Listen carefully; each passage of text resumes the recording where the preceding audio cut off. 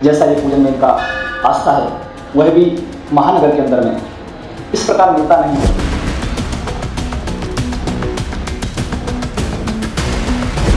नवयुवक नशे की ओर जा रहा है, अपनी संस्कृति को छोड़ करके अन्य कार्यों में संलिप्त है।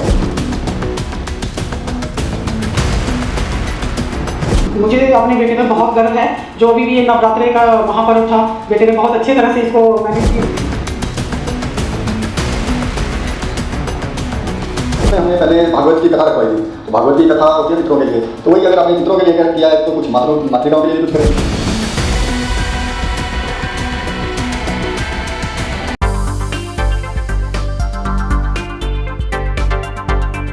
साइबर सिटी गुरुग्राम के सेक्टर 43 वजीराबाद के खोखरा जौहर नवनिर्मित 5 मंजिला मंदिर में विजयदशमी का पर्व बहुत धूमधाम से मनाया गया।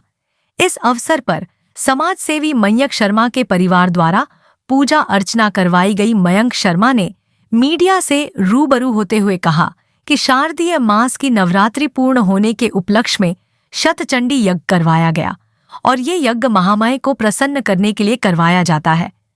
मयंक की मां ने तो इस अवसर पर विद्वान ब्राह्मणों ने विधिवत रूप से इस यज्ञ को पूर्ण करवाया। सभी ब्राह्मण लगातार 10 दिनों तक मंत्रोच्चारण करते रहे। मयंक शर्मा के मुताबिक शतचंडी के यज्ञ का ख्याल उन्हें पितृपक्ष के दौरान आया, तो उन्होंने महामाया के निमित्त एक यज्ञ करने का निर्णय लिया और लगातार 9 दिनों तक चली पूजा के बाद शतचंडी के यज्ञ का आयोजन बड़ी धूमधाम से किया। इसका विचार हमारे को कनागत से शुरू हुआ था। जो श्राद्ध आते हैं ना पितरों के लिए, उसमें हमने पहले भागवत की कथा रखवाई थी। तो भागवत की कथा होती है पितरों के लिए, तो वही अगर आपने पितरों के लिए किया है तो कुछ मातृकाओं के लिए भी कुछ करें। तो उसके लिए हमने आचार्य जी से विचार किया, तो इन्होंने शतचंडी के बारे में हमें ज्ञान दिया। कितने दिन तक ये यज्ञ चला? कितने ब्राह्मण थे? ये यज्ञ हमारा 10 दिन तक चला। इसमें 7 ब्राह्मण थे, उनमें एक आचार्य जी थे। इसमें शतचंडी मतलब 100 सप्तशती दुर्गा का पाठ होता है 100 बार, और उसका दशांश होम होता है, उसका दशांश मार्जन और तर्पण होता है, और साथ में 25 दिन से लगातार यहाँ पर भंडारा भी चल रहा था। मयंक जी, आप युवा हैं, कैसे प्रेरणा मिलती है आपको ये सब करने के लिए? भविष्य में तो खैर आप करते ही रहेंगे, भूतकाल में भी आप ऐसे बहुत सारे कार्य करते रहे जी। इसके तो प्रेरणा स्रोत हैं हमारे गुरु महाराज। जो संत समाज है ना, हमारा संत समाज हो गया, हमारे ब्राह्मण हो गए, ये बहुत बड़ा एक एनर्जी सोर्स है, एक ट्रांसफार्म है ये। आप जब जैसे ट्रांसफॉर्म के पास जाते हो, जब आपको इलेक्ट्रिसिटी चाहिए होती है तो वहाँ से आपको सप्लाई मिलती रहती है। सेम लाइक दैट यहाँ पे आप संतों के पास जाओ, ब्राह्मणों के पास जाओ, आपको सनातन की ऊर्जा मिलती रहेगी। आगे क्या कुछ अब भविष्य में आने वाले दिनों में क्या कुछ करने वाले हैं? जैसे आपने महारुद्रा का भी अभिषेक करवाया था जी, अभी आगे क्या कुछ प्रोग्राम है आपका? अभी हमने एक ज़मीन लिया कुरुक्षेत्र की धरती पर, वहाँ पर हम गौशाला और अनाथ आश्रम का निर्माण करवा रहे हैं, और यहाँ पर भी अब आगे गायत्री का यज्ञ करवाने का हमारा विचार बन रहा है आचार्य जी के निर्देश में, और गुरु जी की कृपा से हम वो भी संपूर्ण करवाएंगे। ठीक है। आज दशहरा है, दशहरे पे क्या? दशहरे पे हम ये कहना चाहेंगे कि मतलब विद्वान ब्राह्मण रावण थे, उनकी याद में कह सकते हो आप, या फिर राम जी उस दिन विजय पाकर आए थे अपनी सीता को लेकर के वापस, उसकी याद में इसको त्यौहार को मनाया जाता है। हम तो दोनों पक्ष में बात करेंगे, क्योंकि वो नारायण के थे और ये ब्राह्मण थे, ये हमारे पूर्वज हैं, ये भी हमारे लिए पूजनीय है। ठीक है। और नारायण भी पूजनीय है। तो वही यज्ञ संपन्न करवाने के लिए हरिद्वार से आए पंडित दीपक चंद जोशी ने मीडिया से बातचीत करते हुए कहा, आजकल लोग अध्यात्म की जगह भौतिक दुनिया में खोए हुए हैं। पंडित जोशी की माने तो वर्तमान समय में भक्ति या आध्यात्मिकता का रंग जल्दी से किसी इंसान पर चढ़ता नहीं है, और यदि चढ़ जाए तो फिर उतरता नहीं है।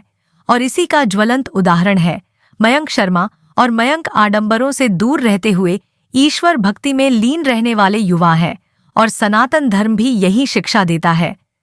तो वहीं मयंक की माताजी ने मयंक को अपना अभिमान बताते हुए कहा कि ऐसे पुत्र होने पर उन्हें फक्र है जो सनातन धर्म की ध्वजा लेकर आगे बढ़ रहे हैं। पिछले दिनों महारुद्र का आयोजन हुआ, शंकर जी की उपासना की, सभी ब्राह्मण प्रसन्न होकर के गए। इस बार शतचंडी आयोजन यज्ञ तो सभी लोग करवाते हैं, कहीं तन की कमी, कहीं मन की, कहीं धन की, कहीं श्रद्धा की, कहीं भक्ति की, पर ऐसा दिव्य आयोजन सबके बस की बात नहीं है। बहुत बिरले ही होते हैं जो यज्ञ को सही तरीके से संपन्न करा सकते हैं। यज्ञ में छोटी छोटी चीज़ें हम स्वतः ही देखते हैं, कई बारी हम ही उग्र हो जाते हैं, पर इनको देखा कि वाकई यज्ञ करवाने के लिए यही आत्मबल की आवश्यकता है। और परमात्मा नियुक्त करता है ऐसे जिनके गुरु हैं, जिनके माध्यम से, जिनके संसर्ग से चल रहे हैं।